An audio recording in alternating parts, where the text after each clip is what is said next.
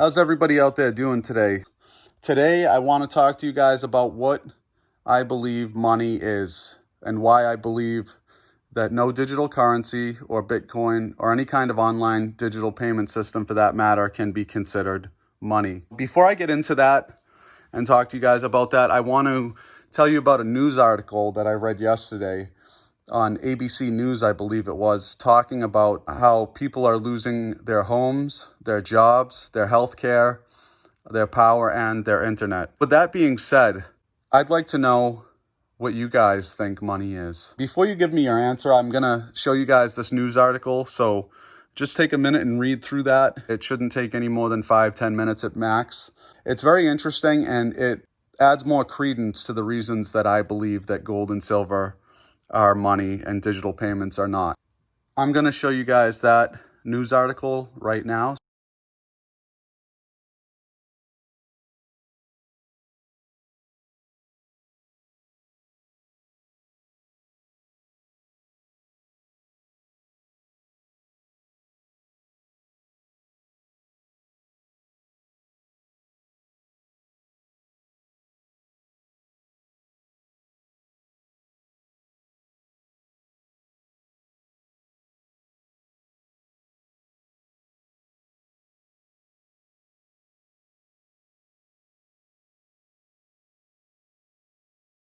Now that you've read over that news article, and you can clearly see that there's a lot of people at risk of losing their homes, their jobs, their health care, and their internet, let alone being barely able to feed themselves and their families. How do you think these people are going to have any kind of ability to transact in the future moving forward online? The reasons that I believe gold and silver are the ultimate money is because it's not subject to any counterparty risk like Bitcoin is.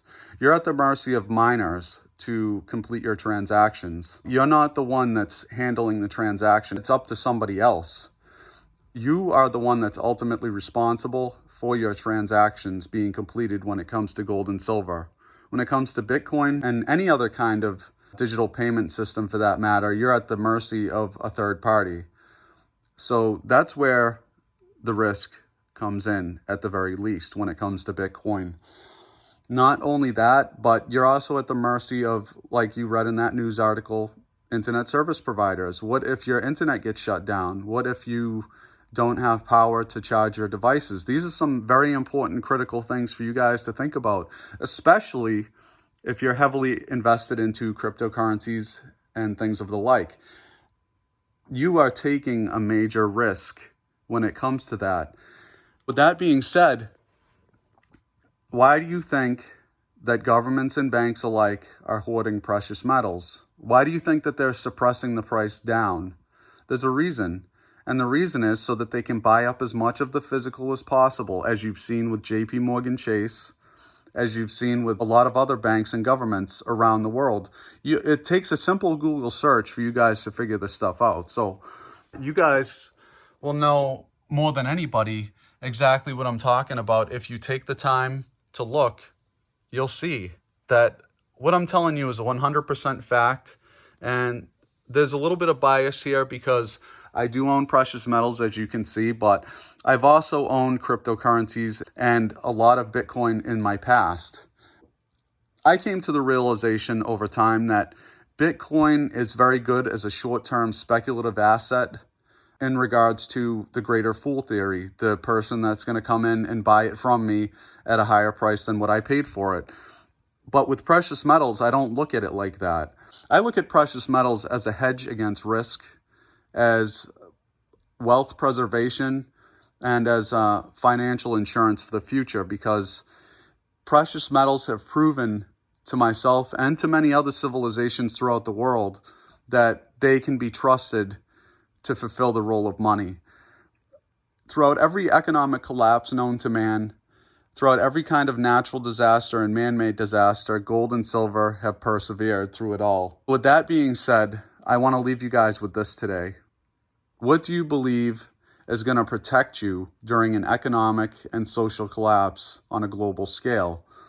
Because let's just say, for instance, that You believe that the power companies can't go out, that they are going to continue to keep their operation open even if nobody can pay for their electric bill or for their cell phone bill. If you can't pay for a place to live, what makes you think you can pay for your internet? So that's just something for you guys out there to think about today. You don't need to rely on any third party. You don't need to rely on a power company or internet service provider.